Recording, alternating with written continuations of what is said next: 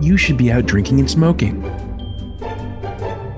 If you're hearing our voices, it means it's time for It's This Meets That, the podcast where we watch the worst movies from trailer to end credits, scene by scene, so you don't have to, but maybe you should. I'm Russ. I'm Jared. Words to live by. Yeah, seriously. Nailed it. And we're back. Right? Yeah, I think we're back. Yes, we're back. I think so. As far as I know. Yeah, we never left. But we're back with a full breakdown of Labor Pains 2009. Labor pains. Labor Pains. Labor Pains. Labor pan? Is it about bread? I think it's French. Labor Pain. I think that's like a croissant shop in France. Labor Pain. That'd be funny. Yeah, it's pretty funny. Yeah. Okay, yeah. So here we go. Good start. Speaking French already. What is this movie about? Let's get into it. Remind the listeners in case they weren't listening to like the trailer trash. What's going on? Which you should always listen to the trailer trash. You might miss something crazy. Always get your trash trailered, you know, or you know what I mean. Scratch that, reverse it. So yeah, I'll tell you what it's about. Please. A young woman pretends to be pregnant in order to avoid being fired from her job. Classic. When that gets her special treatment, if I had a nickel, when that gets her special treatment by everyone involved in her life, she tries to keep up the lie for 9 months. 9 months. Yeah. Which that's not true. No. Well, she does try. Seeing the movie. She does try, but no, because she initially tells people that she's 4 months along, so she's really only pretending for like 5 months. That's true. So it's like half. Yeah, that's true. That's half the time. So it's she kind of put a half-ass fake job in, right? Here. Yeah. Yeah. If she was smarter, she wouldn't have said 4 months. Yeah, but she's not. So right. I guess that's the premise. Yeah. It's the premise of most movies. People just being dumb. All right. How'd we do on our prognostications? I know I was a little bit off. I'm pretty sure I was hoping for the baby to actually be real and then turn into like a devil spawn thing that was going to be the sequel to Rosemary's Baby. I mean, it kind of happened. Kind of did, right? Because she does actually get, spoilers, preggers at the end, right? Okay. All right. Presumably with demon spawn, so. Yeah. Anything's possible. What else? Do we hit anything else correctly? Doubtful. I don't remember what I said. So yeah, I don't either. I think we've continued to do a bad job of writing down the things that we said. Yeah, I mean, it's just so much work to like write things down. Yeah, I assume the listeners will correct us at some point. I don't like remembering things either because it's just so much easier to change the past if you forget things. So that's right. What past? Yeah, exactly. So, just erase, baby. It's so much easier to get gaslit if you just forget everything, you know? That's right. Yeah. So, okay. Well, that's good. That's fun stuff. Do you want quick info on this? Yeah. Tell me about the movie because I don't know much of anything about it. All right. So this is directed by Lara Shapiro, who has done just a handful of things. So she's directed a couple shorts, some video, American Legends video, I don't know what that is. And then she did this movie. This is her only like feature length film. Okay. And then since then she did like one episode of Royal Pains. Writer, basically a couple of shorts. She was screenwriters in this. But then she did 7 episodes of The Americans, which I heard is actually really good. Oh, yeah, I've heard that's good too. Berlin Station I've heard of. She did 9 episodes of that. And Impulse. I have not. Yeah, she did 2 episodes. I've not heard of that. But same. Seemingly look like they're scored pretty well. So yeah. Not a lot, but she's gotten some stuff done. So okay. Interesting. Yeah. I mean, she's known for The Americans, apparently. Yeah. According to IMDb. The Americans is like it's a pretty bit. I think it was kind of a hit thing. Yeah, you got to cover up the stench of this movie, I guess. Yeah. You just got to pretend this doesn't exist, right? Mm-hmm.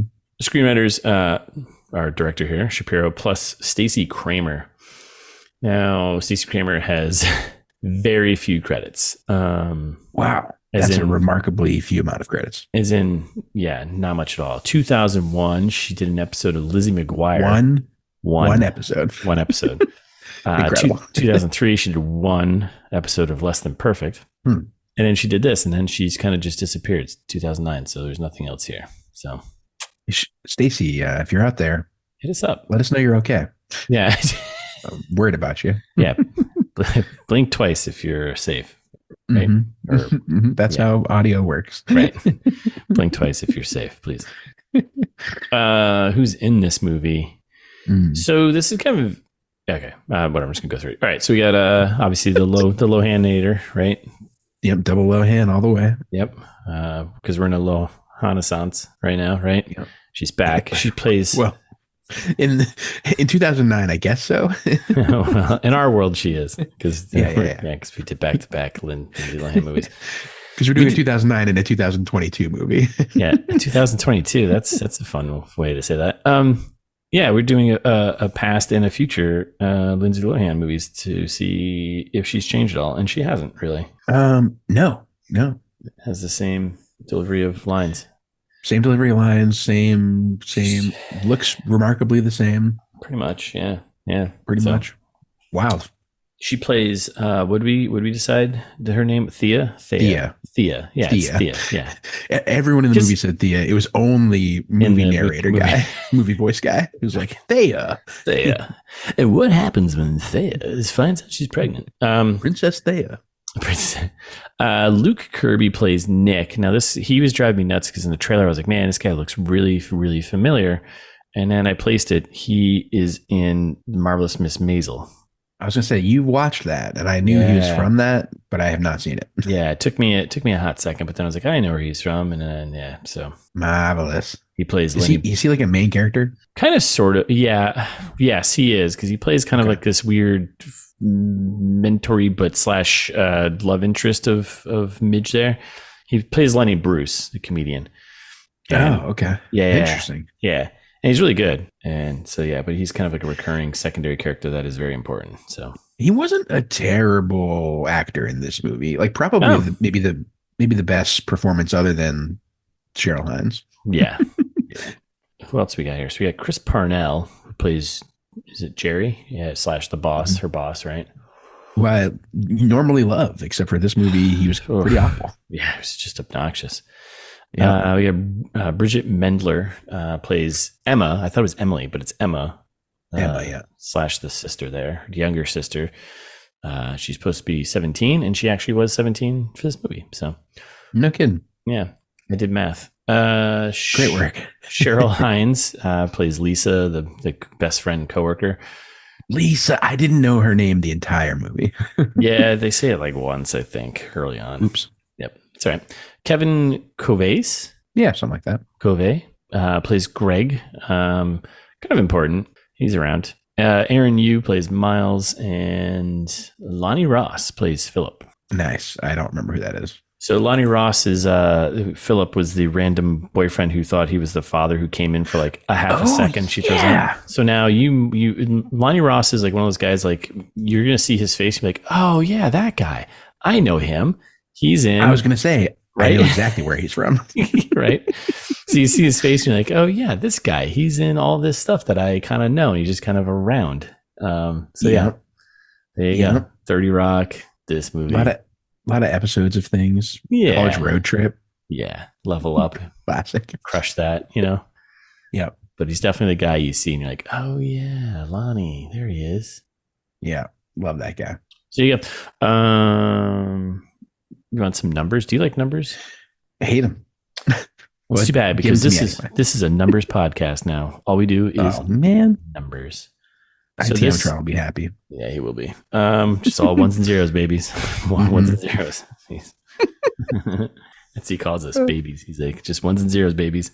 Kind of a condescending dick, but yeah, well, that's what you get when you hire a robot. Right? AI, am I right?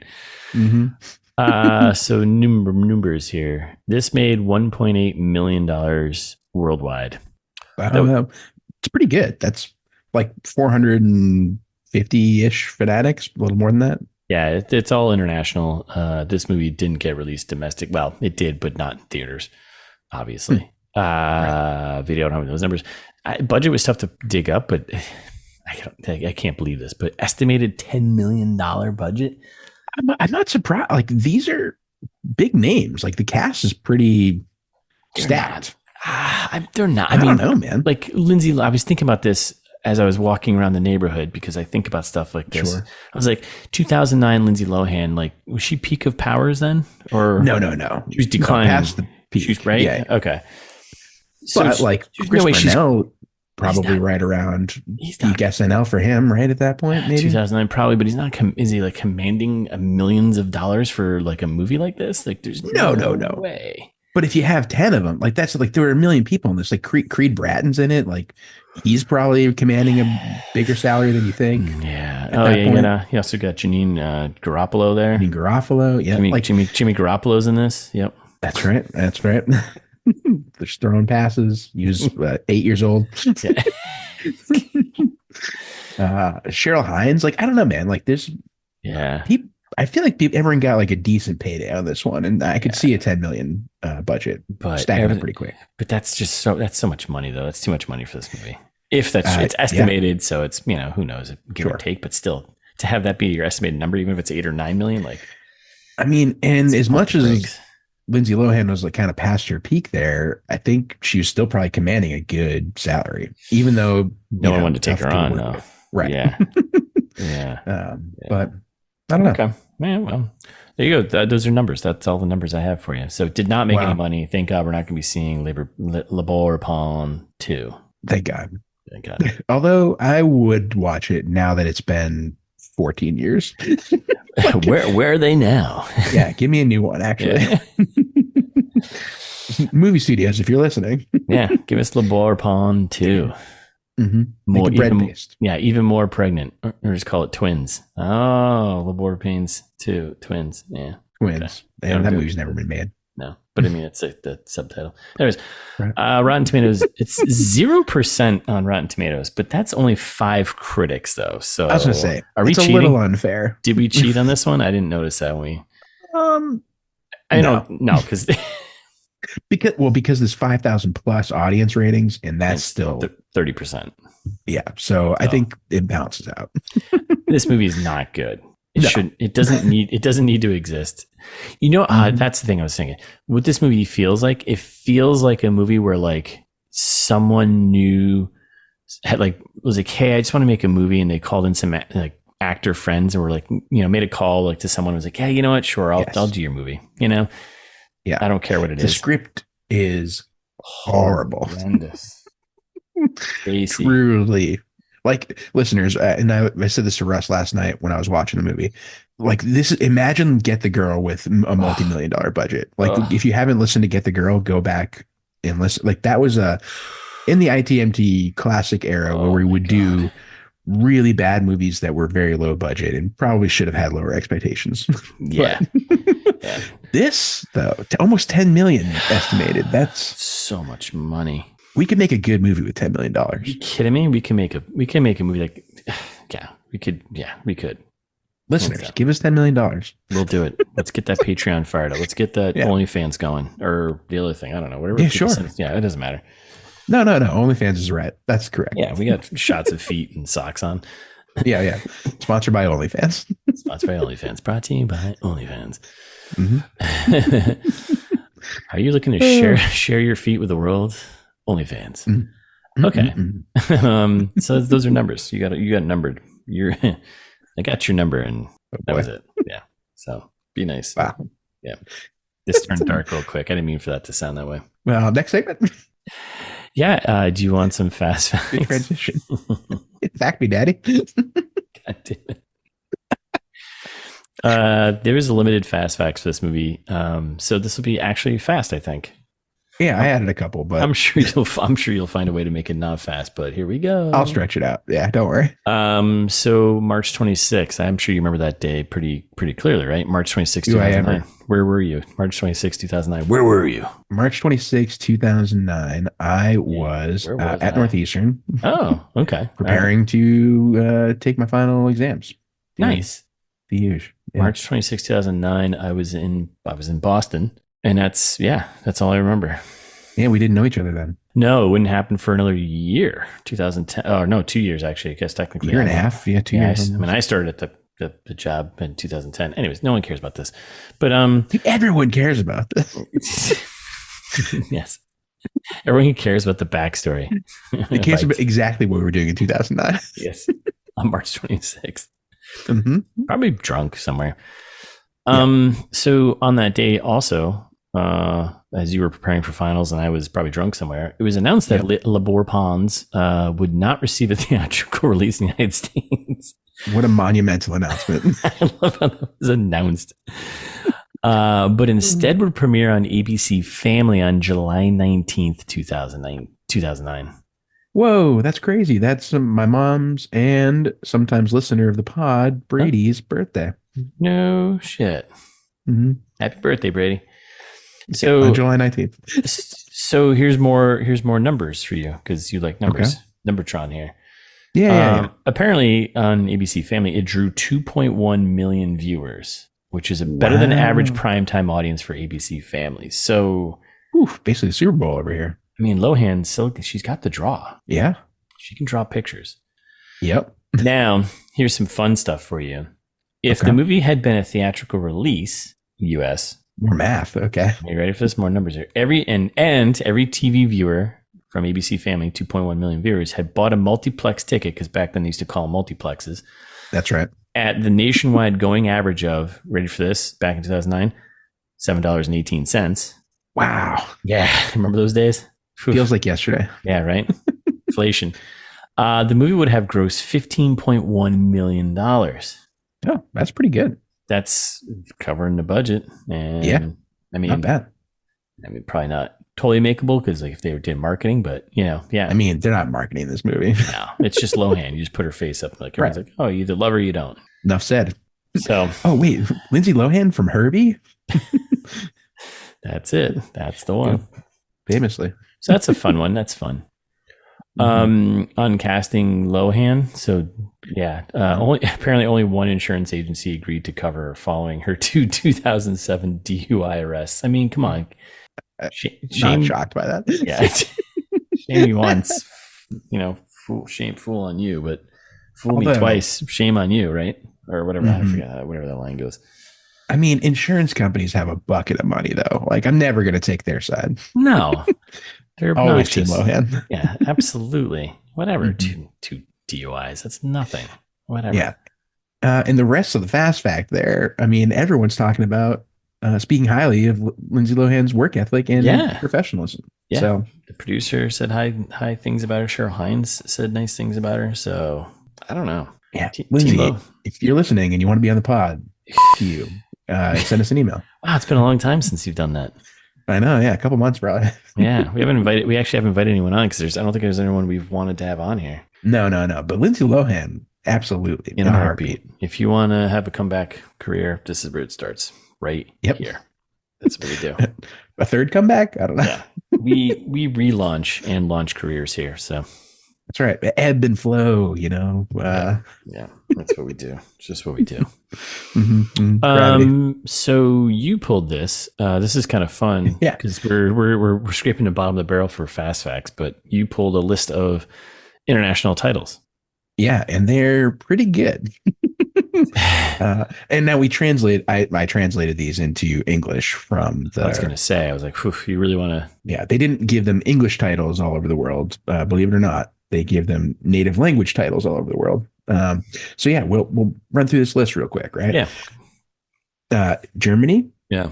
Not a bit pregnant. I think that makes sense. Yeah, that's pretty good. I mean, the Germans are very specific and very Yeah. Some of these make more sense than others. Like Greece is after pregnant. Not sure that makes sense. And that doesn't make any sense. No. Spain though, this one's one of my favorites. I think. They call it an embarrassing job, and I think that's I think it's a play on words in Spanish. I think so too. Yeah. Embarazada is pregnant, and embarazoso, which is what the title is there, is embarrassing. Nailed it. Look at, we just went international, my friend. Yeah. We both have an elementary school level knowledge of Spanish. Absolutely. I crushed it in high school. You kidding me? Donde está el baño? What else do you need? En mis pantalones. Biblioteca. So sorry, Spanish listeners. Oh, they love it. Oh, dos cervezas, por favor. That's it. Or any Spanish-speaking country. It's like a third of the world. Yeah. Yes, we should probably actually know Spanish pretty well, but okay. Yeah. God, we're stupid. All right. In Hungary, the Hmm. title was "The World Stands for Money." Not That's sure I okay. get that one, No, but it gets worse because in Finland, uh, I love Finland. I know you're just there. Just there, They Helsinki. call this movie "Fox in the Tail." What is that? I don't even. Maybe that's some Finnish saying. I got nothing. You got fox in the tail. I don't know. It must be. Yeah. In France, they just called it "Funny Pregnancy." I like it. Yeah. Straightforward to the point. Yep. That's it. Okay. Belgium similarly knocked up, but not too much. Okay. All right. That's a good one. Yep. Now we like talking Brazil here. Yeah. Thais, occasional listener of the pod, Yeah. my wife from That's my Brazil. wife. My job is a childbirth. Not a great title, but Yeah. No, no, but it's got something to it. there's work, and then there's which Yeah. ties in nicely with Moldova, where work is labor. We love Moldova. Famously. Yes. The last couple are also kind of like off the rails in a weird way. Slovakia, they called it. I think it was the same in the Czech Republic too. Boss, I am in it. Yeah. There's gonna be something. Did you Google translate this? That seems weird. No, I used ChatGPT translate. Oh, Jesus. Better, actually, pretty good because they Is it? use like colloquialisms and stuff. Yeah. Is it Much not? better. Okay. Yeah. And in China, they called it prenatal contractions. That seems. Yeah. Okay. I don't think I get that either. No, but I don't know. Yeah. Yeah. Something about a contract, maybe. Probably been more like you're not allowed to have this fake baby. Too soon. Too soon. No, yeah, that's Not too soon. got that. It's true though, right? Well, it was at one point. Oh, I'm sure it still is. Oh no.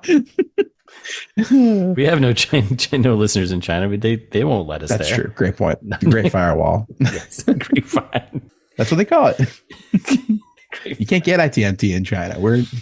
I know. We're banned in China, I'm assuming. Black market. Sold on CDs. They probably someone burned us onto a CD and like selling us in the streets. That would be awesome. That would be. I think if that happened, that's just the pinnacle. We've hit it. Someone downloaded us, burned us to a CD, and then was like reselling it, making money off us who don't make any money doing anything. That's right. On the streets of China, that'd be great. Incredible. On the streets of China, like it's just one big street. Yep. The streets of China. Famously one of the largest countries in the world. It's gonna be the name of our first like espionage thriller movie, The Streets of China. The noir. Yep. All the way from the Gobi Desert's partially in China, right? I don't know. From the Gobi Desert to the skyscrapers of Shanghai. Streets of China. Streets of China. All right, that's Fast Silk Road. But That's in China. Maybe part of it. Right. Now part of it, right? Right. Yeah, let's keep talking China. No, probably not. So you've been fast facted, Sonny. So what? No, you're good. Okay. Do you want to Hollywood pitch me, mother? Yeah. This movie is obviously Unpregnant meets Donnie Brasco. So have you seen? I'll tell you, like sometimes watching these movies is so painful, and it's tough, and it's like that's 2 hours of my day. I'm like, why am I doing this? And then I edit these, and I'm like, why am I still doing this? And then there's moments where we get to Hollywood pitch, I'm like, it's all worth it. Yeah, because make this cost my life another 20 hours a week, and it's all worth it. You don't think that it's like Unpregnant meets Donnie Brasco? I don't think I've ever seen Unpregnant, so okay. But I mean, I think it Donnie is. Brasco, obvious, right? Obvious. We'll get there in a second. So, Unpregnant, highly recommend. That actually a good movie. I'm going to make it sound like a bad movie, but it's actually a good movie. That's what we do here. Make good movies sound terrible. That's right. So I think that came out, 2020, somewhere around there. I have no idea. Good year. Nothing happened that year. And uh, basically, the premise is the main character, they're two high school girls. One of them is pregnant and wants to get an abortion, but Mm. lives in Missouri where you have to have parental consent. And at this point, who knows if you actually can get an abortion or not. And so they decide to take a road trip to Canada. New Mexico. Oh, okay. That's yeah. Which is apparently the closest state over, where you can get Oh, right. easier access to abortion. You get Texas in between. you got a lot of other states that are just kind of, stupid. Yeah, exactly. So that's the premise of the movie. Where it intersects with this movie, there's like a really crappy boyfriend character. That's okay. Kind of follows them around the whole time. Just like in this movie, where the crappy boyfriend is like kind of just hanging around, lingering, and like, I don't know, not being supportive. And he sucks. Miles? He sucks. Ugh, yeah, he's the worst. Yeah. Just like in Unpregnant. In Unpregnant, it's the boyfriend who does like a weird proposal thing that doesn't really make sense in the movie, other than being like, "Oh, you're pregnant? Let's get married." In That's fair. This movie, there's a great weird proposal from my man Greg. Yeah, crushing it, Greg, stepping up. Yeah. Oh, actually, speaking of Greg, I can't believe I forgot. I was gonna bonus fast fact this. Ooh, so do it now. Boney. I love a Boney. Greg was on American Idol. What? Yeah, he's a singer. Why? Oh, okay. I don't know. I mean, Kevin Covais. Yeah, that's like where you got to start.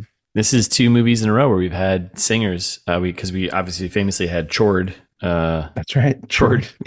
Overstreet. Overstreet. Cool name still. Still a cool name, I guess. And then here we go. Okay, that's cool. I'm excited now. Yeah, he was in like pretty good in American Idol way back when. Auditioned in Boston, landed him a spot in Labor Pond. So yeah, crazy. He's not from here, but no. Good for him though. Anyway, carry on. Anyway, he does a weird proposal in this movie, just like in I'm Pregnant. They meet some like sympathetic friends along the way who give them probably too much help.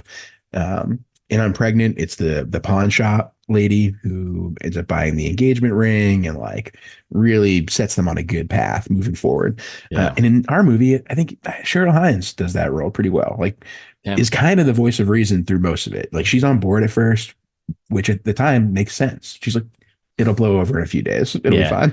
I would lean more towards the sister being the voice of reason throughout the entire movie. Yeah, but yes, that's a great point too. Yeah. So yeah, there's a couple of like good supportive characters that we appreciate. There's kind of a weird diversion in both movies. In Unpregnant, there's like a racetrack situation where they're like doing car racing. In Texas, that doesn't make a lot of sense.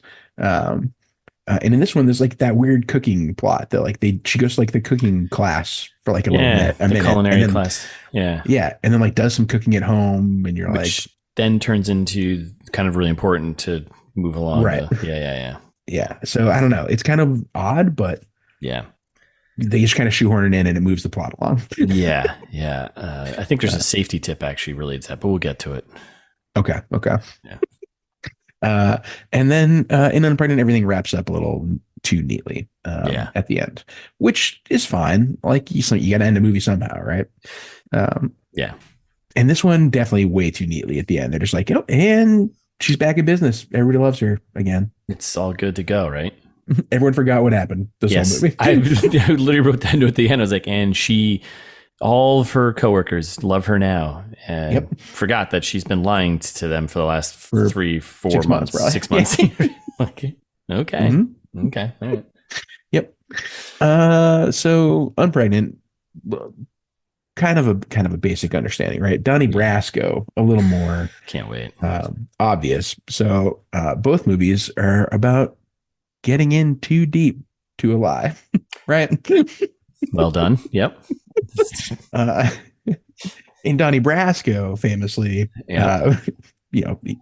our titular Donnie Brasco, right, posing as a jewel thief, right. to fit in with the mob and like kind of try to do a takedown, right? Because he's an FBI guy. This is Johnny Depp, right? Yes, it is Johnny Depp. Well, Johnny Depp is not is indeed the titular Donnie Brasco, but like Al Pacino's like definitely takes the cake, takes the performance, I think. But yeah, I mean, come on. Yeah. What can you say? Yeah. He's a good lefty. Yeah, I think it follows the plot actually pretty similarly of Donnie Brasco, right? So like immediately from the get-go, she's in a big lie. So is Donnie. Yep. Along the way, they get like just into crazy shenanigans. And the lie gets deeper and deeper and deeper, right? And you can't get yourself out. You can't get yourself out. Your relationships start to fall apart. Donnie's relationship with his wife, kind of dissolves a little bit. Yep. Her relationship with her sister is strained. Yeah. And at various points, Nick a little bit strained. Yeah. There's no police raid in our movie, but there should have been. There should have been several police raids. I think. I mean, there is kind of a raid on the baby shower between the sister and Cheryl Hines. Oh, they kind of raid the party. Right. And are like, this is over. We're calling this. So interventionary. Yeah, great point. So that is kind of a raid. Let's call that a raid. Let's call that a raid. I think if you have more than one person busting in on something, that's a raid, right? That's definitely a raid. Yeah, they're breaking up the party. Yeah. Classic. And then it's another one where like it wraps up kind of too neatly, where you're like, his life shouldn't really come back together. That I know it's also based on a true story, kind of.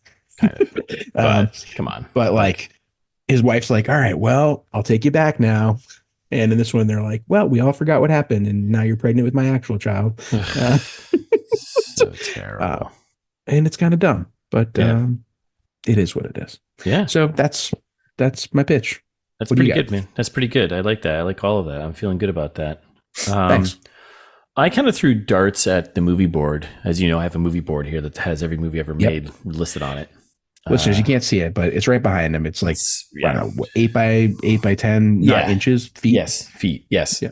It takes up an entire wall that I have in my bedroom. And I just throw darts at it sometimes. So makes sense. It's the IMDb top 100, right? Yeah, right. Yes, very much, pretty much.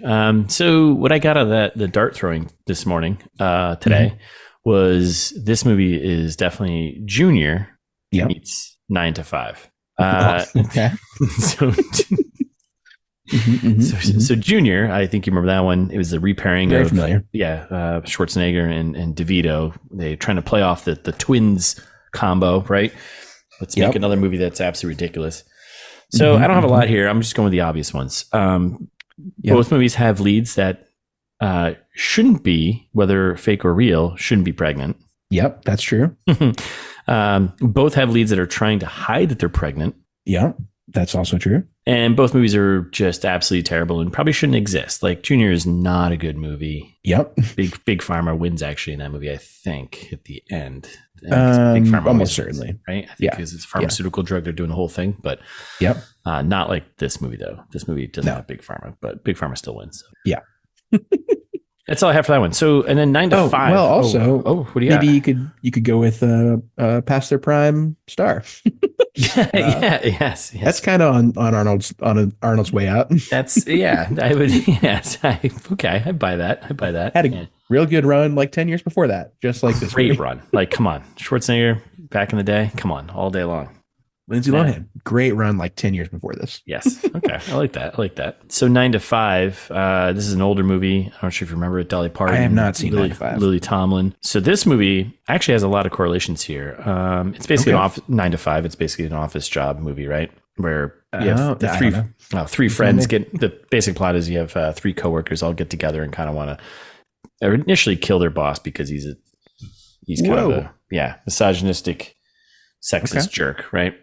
Yep. So it's like Horrible Bosses, but with women. Yes. This was horrible. If I was going to pitch Horrible Bosses, this would be like, it's 9 to 5, but with always, Sunny in Philadelphia. Charlie Day. Yeah, with Charlie Day. Okay. No, it's like 9 to 5 just with guys. That's all it is. That's all it is. So, like both movies, both have kind of shitty office jobs. Both have shitty bosses. Chris Parnell is not a good boss, but for some odd reason, kind of redeems himself at the end of this movie. I don't know why he still exists at the end of this movie. Like, I was like, what? Why? What? Yep. Both have women talking shit about their bosses. Yep. Both movies. Both have bosses that take smoking. Probably? Yes, actually, because it's the 80s. Yeah, The actually. 80s, yeah. Yeah, that's right. Yeah, this movie 2009, smoking in the bathroom. That's true. Both movies have smoking. Both have bosses that take advantage of like lower level employees. Both movies have that one.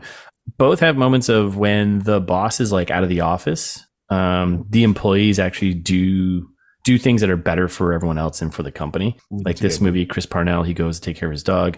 Nick takes over and he's like trying to help the company by releasing the pregnancy book and promotes Lindsay Lohan's character in 9 to 5. Similar thing. Arguably bad for the company, but yes. Initially. Yes. 9 to 5 has a similar moment where like the boss is gone and because they've basically hidden him or taken him hostage basically, but they do a bunch of things that are good for the employees, right? Benefits and all that sort of stuff. And then both have women getting promoted for actually doing a good job and not for anything else. Like in this movie, like she thinks her life is better because she's pregnant and all this sort of stuff and that. Yep. When in actuality, she actually just does a good job and gets promoted for that. That is nice. Yeah. Yeah. So it's a good thing. Huh. You love to see a success story. Yeah, absolutely. Underdog success story. Yeah. So that's it. That's all I got. I just plowed through it because, the board, sometimes you win or lose, Yeah, that's great. Two presumably great movies. I haven't seen 9 to 5, but maybe I will now. It is a good movie, actually. Yeah, so you just at the end of the day, I think the pitches that we do are more about promoting to see those movies. Yeah. It's the friends we made along the way. Yes, that's what it is. So, So you go. You've been Hollywood pitched, motherfucker. So great. All right, ready to tear this thing down? Let's do it. All right. Yeah. I mean, we come in with the typical studios, production, distribution groups, right? We got Millennium Films, we got Film Rise, we got Latitude Films. They almost got me. Yeah, they almost got me. Jerks. So stupid. Film Rise, a little bit of heaven. So friend of the pod, if you listeners, go check that episode out. Yeah, absolutely. This is the second movie. It's the second movie, Lohan movie we've done back to back. That's right. Also, both movies open with her waking up. Wow. Yeah. You're right. Yeah. Just want to throw it out there. You're right. Hey, falling for Christmas, Great point. Bed scenes with Lohan just waking up. Huh. I wonder if it's like in her contract. I need to be waking up. So she's getting woken up by her sister. She's always sleeping. Always, because she's always asleep. Yes, either sleeping on the set. Yeah, it's either DUIs or sleeping. We get the sister waking her up though and being like, "Hey, jerk, I need money for food." Yeah. Which at first I was like, "Who is this? Her little sister?" Yeah. I was like, "Why is her roommate bugging her for food?" And why she looks like young, so young. Yeah, that too. She's like, "Yeah, sure, yeah, whatever. Happy meal only, right?" So right off the bat, we know they're poor. Yeah, $2, which like you cannot get a Happy Meal for $2. Even in 2009. Yeah, I don't. No, with taxes and everything else, no way. Yeah, no way. No way. And we got like this quirky 2009 like indie music kicking in. That's just so generic and just not good. So quirky. And it's all stuff from the trailer, right? We got her running into her landlord asking for rent. I'll have it for you Monday. She gets on the bus to go to work. She loses her seat to a pregnant woman. A little A foreshadowed there. Credits are rolling. Bunch of shots of LA because LA. And then she meets up with her boyfriend, Miles. He's working a food truck. Yep. He gives her breakfast, which is nice. Yeah, and he says he wants to go away or something like that for the weekend. She's like, I can't bail on my job. I need my job. Yeah. He's like, don't like just not do anything today. Like bail on work. And she's like, I can't. I'm late. You're working too, dude. What do you like? Are you just gonna skip out, close up shop, and that's it? I respect that. Yeah. And we're quickly at work. We're working again. Stuff from the trailer. She's late. We get the office admin there, secretary. She's like, "Oh, is your alarm clock broken again?" Wow. Mm-hmm. And we get the Parnell scene about him, all from the trailer of him being like, "You're 4 minutes late. We agreed upon on D59 or whatever." Yeah, and not only that, there's typos because there's right. She didn't cross reference the military dictionary or some shit. And, right. She was missing a hyphen somewhere. Yep. And, yeah, because she's a copy editor. So. Yeah. And we'll find out that she's not a cop; she's a secretary. Oh, that's right. She's the boss's secretary. That's right. Yep. But exactly. And she's competing with Greg the intern. Greg's the one who found the typo. That's right.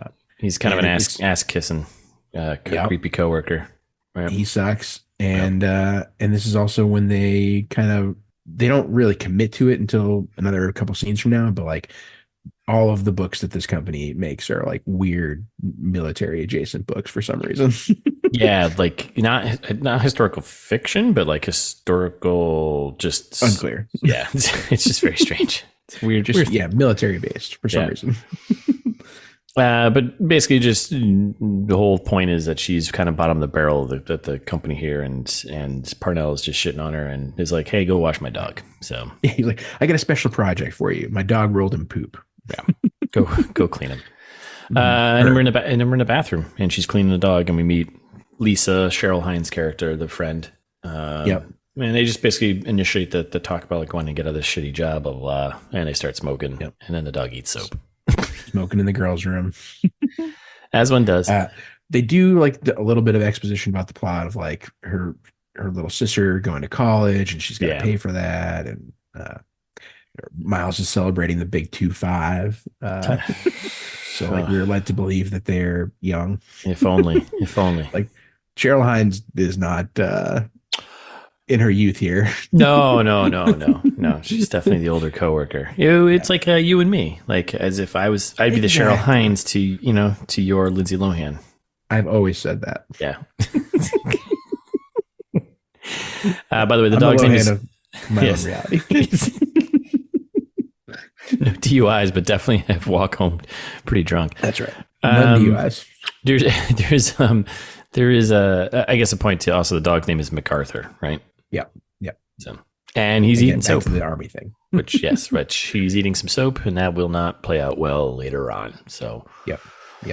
Which I don't think eating soap's that bad. No, dogs eat a lot of stuff. Yeah, I mean, soap they kind of make it not that bad because of that exact reason. Because you're gonna eat it. Yeah, you can put it in kids' mouths and they swear, right? Yeah. Don't do that. I mean, 1950s you could do that, I guess, but totally. Which we all know 1950s soap had lead in it, so that's that's even worse. So probably live. Like the old school.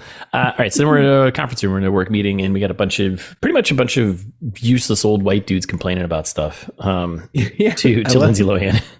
And like this guy was recognizable too. I forget, like one of the generic guys who's got 2 lines. Yeah. I think he's not a comedian, but I definitely know who you're talking about. Yeah, and he's like, this one has 2 staples. That's bad feng shui. Actually, there's 2 guys in there who, I recognize. It's Garth, who's like the older guy who says some like just HR nightmare type comments.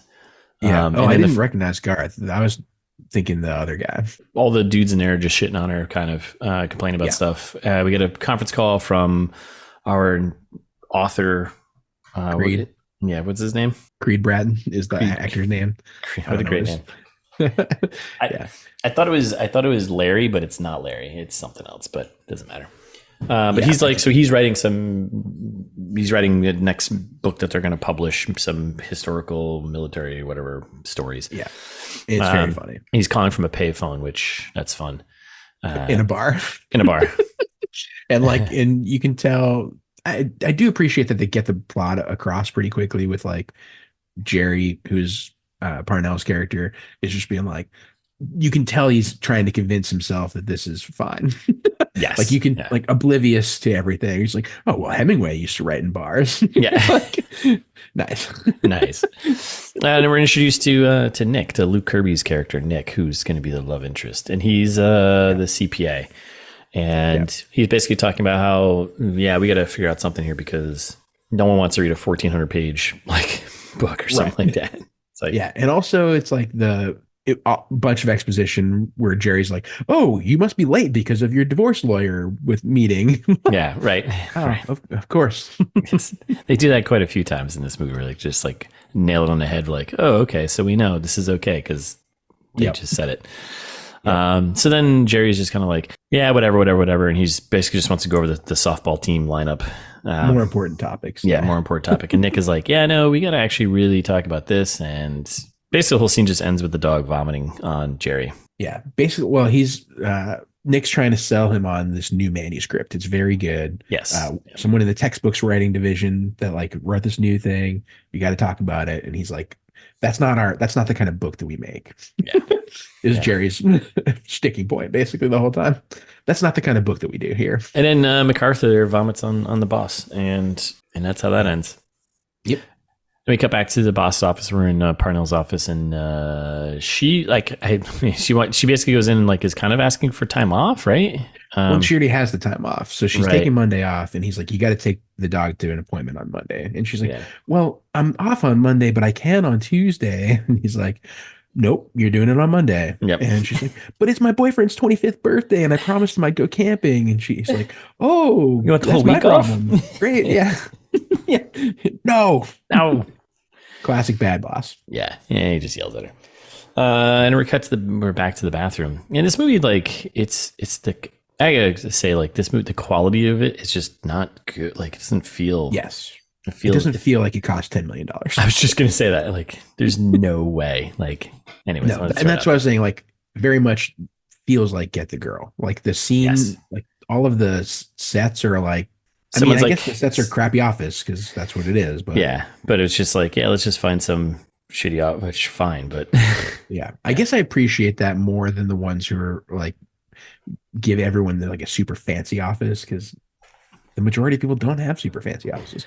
no, it's true. It's true. Right. My office is pretty shitty right now, but Small time publishing company, like yeah, they're gonna have a crappy office. sure are. So we're in the bathroom, and we're smoking again and doing some smoking and talking shit about the boss. This is all from the From trailer. the trailer. This is all from the trailer. So Parnell's in the men's room, and he can overhear them talking. Busts in and was like, "Get in my office now." Just kicking things off here to get to the preggers moment. And basically he's upset because she was picking on him for his relationship with his dog, which he takes very seriously. Yeah.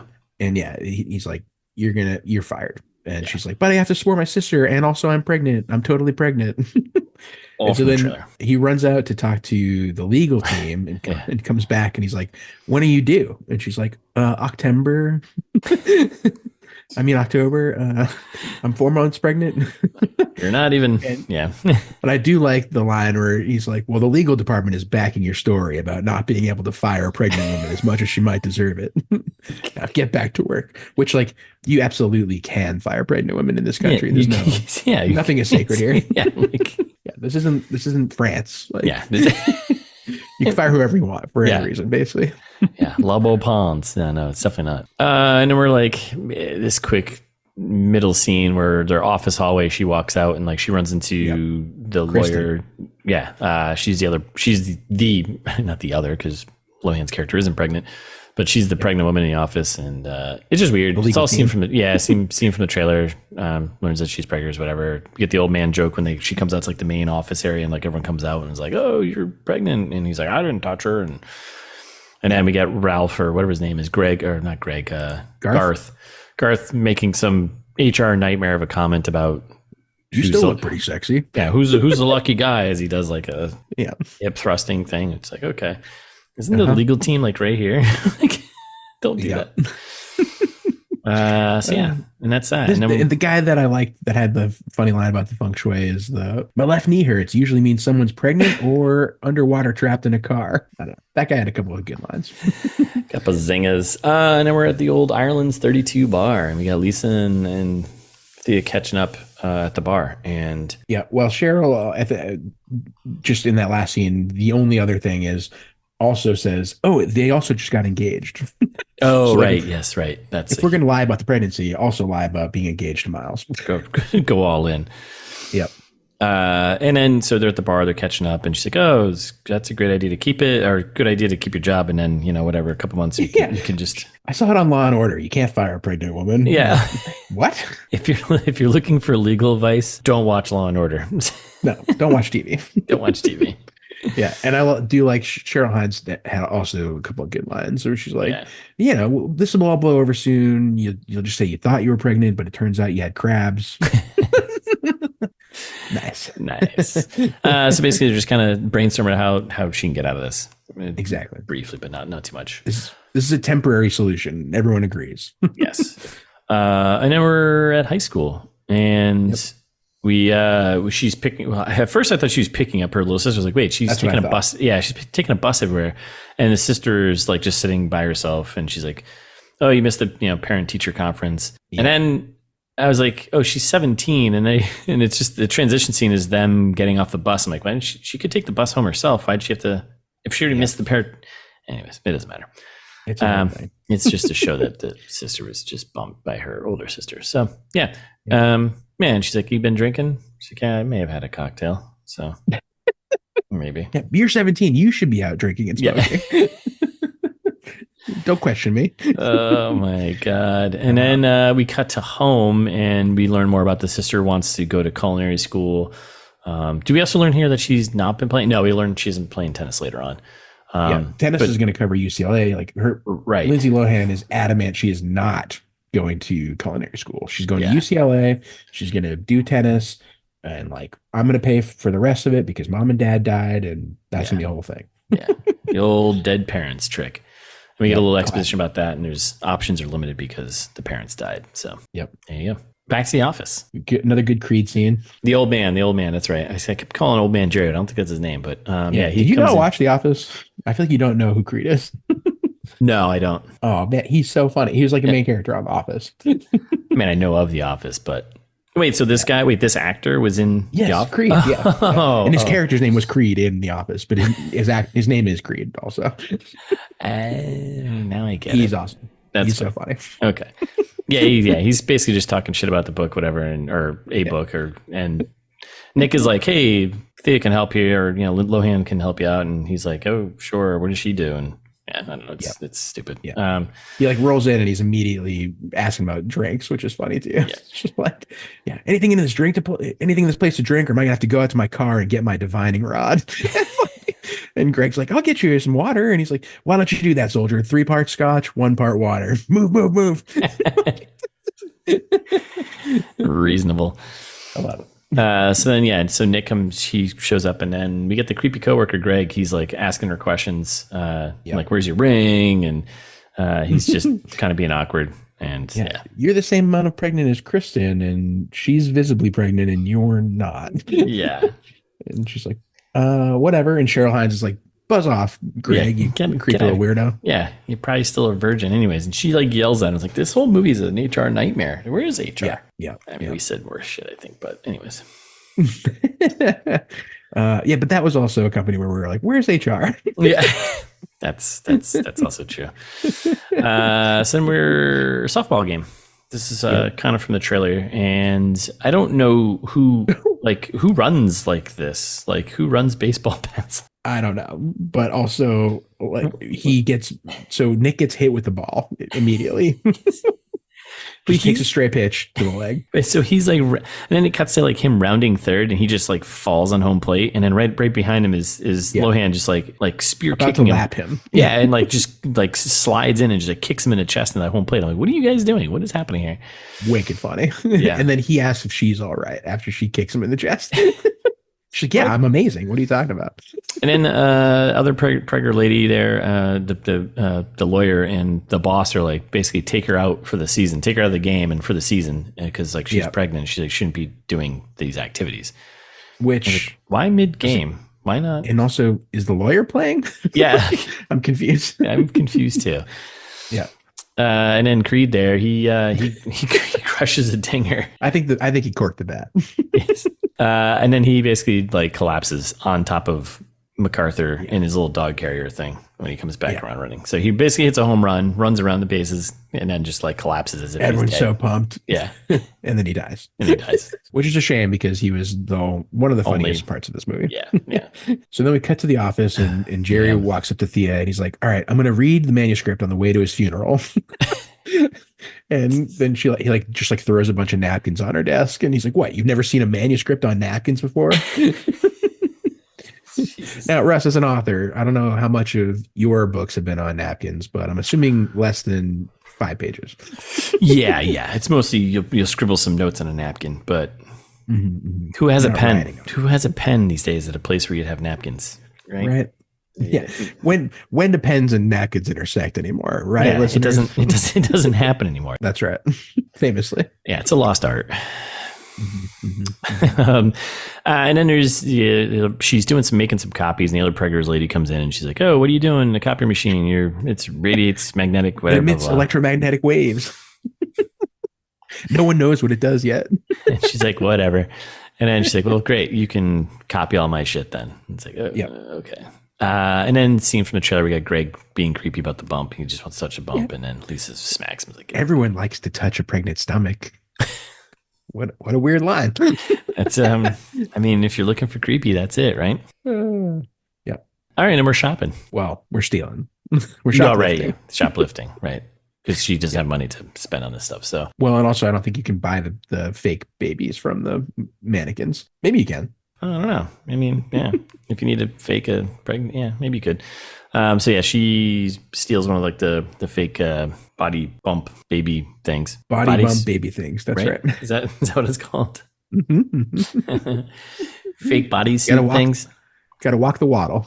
gotta if you're gonna do it. We get the condom joke that was from the trailer, which was not funny. Not funny. And basically Cheryl Hines is like, you have to learn about being pregnant. Yeah. Because here's a bunch of I don't want to. Okay. And then out in the street they like fight about where the belly is going to live. She's like, you'd keep the belly at your house, and Cheryl's like, no, it's yours. Yeah. It's your baby. So what? Yeah. What's happening right now? Yep. And we cut home and we got Lohan trying on the Prager suit, and the sister like just barges into the room. Yeah. Is trying to hide it from her sister still that she's doing this thing because it's obvious, but right. Exactly. Yeah. Which is it obvious? Because like I feel like she could just tell her sister that this happened and it would be fine. Right. Yeah, she could. Her sister would be like, don't do that. And she'd be like, well, I'm going to do it anyway.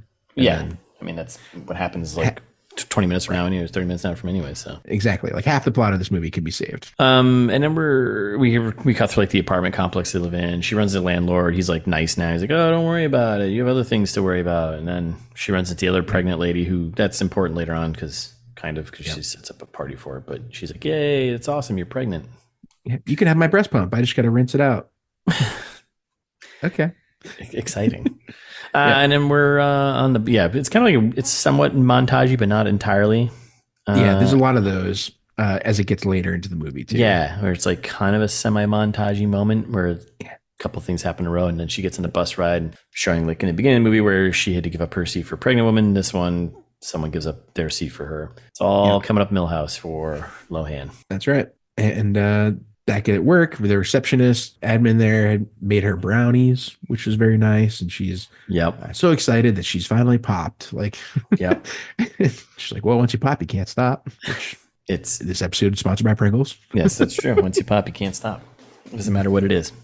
So, and then Garth shows up and he's like, continues with the HR nightmare lines that are a little funny, where it's like, you've obviously begun that slippery slide into obesity. Oh, well, you had a nice run there, didn't you, champ?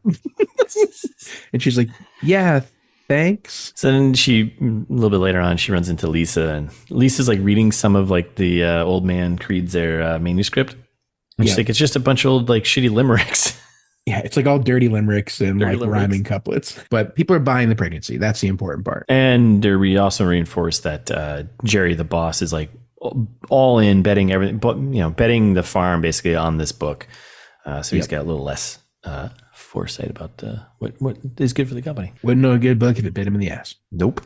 And then we're back. We're still in the office, still in a meeting, and we learn that MacArthur will have a full recovery, but the boss will be out of office. Well, it's going to take him 6 weeks of rehab. He'll be back at 90% She'll be back at 90% tail wagging capacity in 6 weeks. So good news. But the point is that the boss, Jerry, is going away. So Yeah. Nick's Putting gonna, Nick in charge. putting Nick in charge. Nick, you're running the show. Let the CPA do it. And I think that's all it ends is Nick needs a favor from Thea. And Thea's planning on Googling what kind of mishaps can happen when you're pregnant so that she can get out of this. You know, I actually think reading it, I don't think I like the name Thea. I don't, no offense to Thea's out there. It's a weird, now I'm having a hard, either. the more times I see it and the more times I'm reading it, I'm having a hard time saying it now. Right? Like it's like a less good Theo. Yeah. Yeah. It's a lady version, right? Swap out the vowels there. Yep. Theodora, maybe. Yeah, Theodore. Yeah, that's too 1918 somethings, right? It's old timey. Yeah. Yeah, a little too old timey. Okay. Doesn't fit Lohan. No. Anyways, so then we're in a car ride. We got Nick talking to her, and he's pitching her this idea from this. What was the relation between Nick and Susie? Did we get that? Like, she's the textbook writer that gave him the manuscript from the beginning. When that's all it was. Okay, that's all it was. Okay, all right. I wasn't sure there was some other connection because I think I missed that, but no. But this is the favor. She wrote this hilarious book about pregnancy and like you're pregnant, so obviously it's like you guys can talk. Full of funny stuff like farting, and she's like, oh yeah, I'm trying so hard not to fart right now. Like, okay. But while Jerry's gone with the dog, he's going to carpe this diem. And that's what he's trying to do here. He's like, now's my chance. I'm going to be the new publisher. Seen from the trailer. So we meet the Susie here. She's written this book. She's pitching her book idea. She thinks Nick's the chief editor because he told her that. Lies everywhere. And she's like, I just want it to be about the real side of pregnancy. And then Susie kind of presses Lohan there, Thea, about like being pregnant. Oh, what books have you read? And she's like, oh, it's very Lindsay Lohan being Lindsay Lohan in these moments, like. Yeah. Oh, I don't know. She's not read any books. I'll make something up. Yeah, she hasn't read anything. Pregnancy for Dummies. I was looking for that one. Love that series. But then Susie calls it out and she's like, well, how can I sell you my book, or how can I trust you with my book if you don't know anything about the competition, what's out there? Yeah. And then that's when Nick gives like this terrible analogy about a house in the backyard, and then Lohan she turns it on, and her moment to shine, and she shines. She shows that she can sell it, pitch it, and the other books, those other pregnancy books teaching you about how to avoid the mess, and this one you embrace the mess, and it's got bestseller written all over it. And like, we got to have this book. We make bestsellers out of crappy books. Imagine what we can do with your good book. Yeah. And so she's like, oh, so you read it? And she's like, yeah, I live it. Obviously. Love it, live it, got to have it. And that's when she invites her to the birthing class. So yes. Susie's like, well, you know what would help sell it is if like, come to this new birthing class with me. And you can bring your partner, Miles, right? And then she pops out. She's like, yep, definitely. I'll do whatever you want. And stops at the bar on the way out and orders a quick vodka shot. Because like the guy sitting there just like looking at her like, the guy who she makes pay for it. Yes, that's right. Yes. Yeah. So then we're back at the office in the bathroom. Office bathroom. Yep. Yeah. It's when in doubt, just go to the office bathroom. Basically, she's just kind of like, she can't handle it. She's, Lisa's like, hey, everything's okay, whatever, blah, blah. And then I don't know if much else comes out of that other than she goes to Nick, and this is when Nick promotes her to associate editor. Right, exactly. Yeah. So in Nick's office, he's like, we got to help the company grow vertically. Yeah. So you're like, I don't think you're just saying words. Yeah. And she's like, she tries to come clean kind of at first. She's like, this whole thing is a big lie.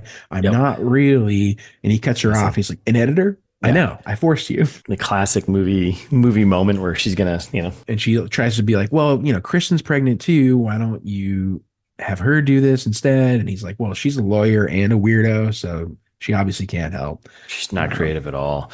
And he basically pitches her on taking over this new family division.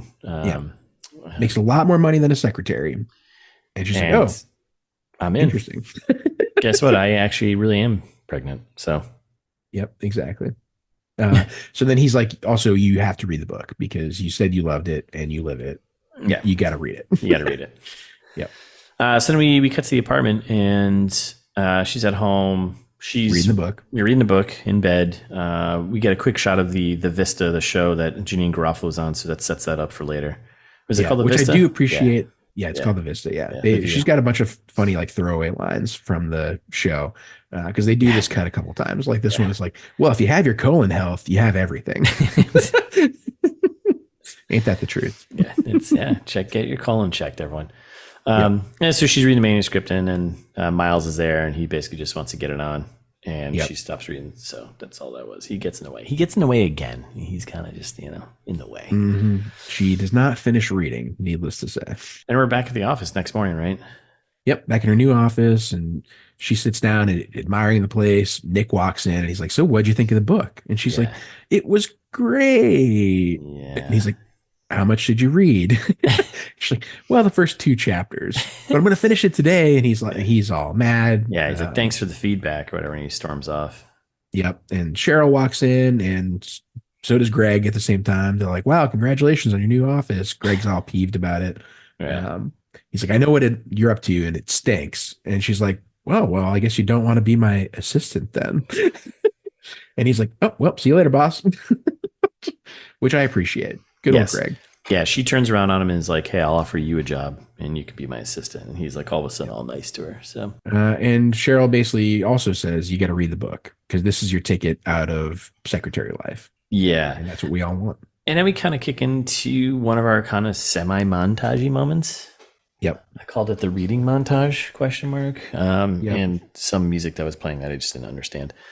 Yep. It was loud too. Yeah. So she's like reading while she's like walking around the office. She like pours coffee. She's reading it. Like other people are doing things and like Nick's doing work and then the office admin doing work and she's still reading the manuscript. And it's like, but it's all within the same moment. It's not like it's jumping around in time. So it's right. She's just walking around the office. Yeah. Like, reading the manuscript. It's like past Garth and O'Keefe and she gets coffee and like, this isn't how montages work. You're doing it wrong. It's supposed to be over time. Yeah. Yep. Greg's just doing something. She's still reading. And then she's in the bathroom reading on the shitter and Lisa's there smoking. And that's how that montage ends. It's like, okay. Yep, pretty much. Well, and then she's trying to convince, Cheryl is trying to convince her, sorry, I keep calling her Cheryl, Lisa, is like trying to like have a conversation about, the office gossip, the usual cigarette talk. And she's not listening because she's reading that intently. Yeah. And she loves it. Yeah. She's crushing it. Right. Yeah. Yeah. And you can tell Lisa's a little bit resentful, not paying attention to her anymore.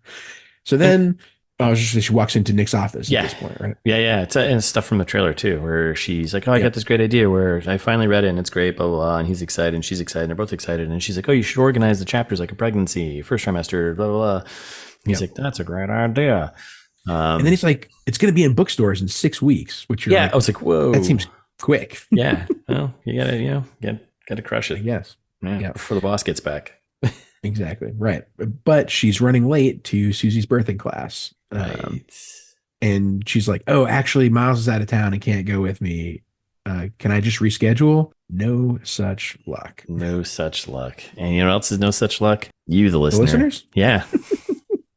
Huh. For hearing the rest of this, because that's it. We're stopping. That's it. That's part 1. Nice. Good transition.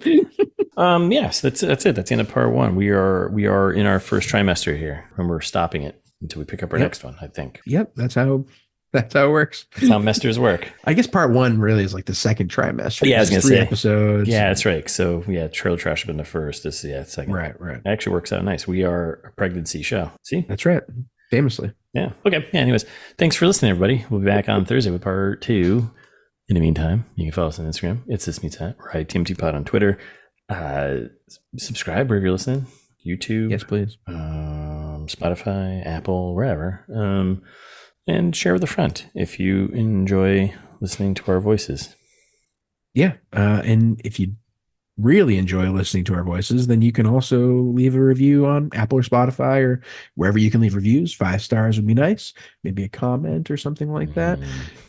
If you want a long form comment at us, you're feeling old fashioned, you can send us an email. It's thismeetsthat@gmail.com, and we'll read them in the trailer trash. Or just go to the website. That's where you get all the information that you could possibly need about us and the show and Russ's other book, not the other book. You have another podcast. Yeah. And one book. Yeah. I mean, I'm working on the second book, but let's go easy. Let's slow down. Right, exactly. And you can find a merch link for ITMT. We've got it all the old episodes, everything. It's thisbeatsthat.com. Check it out.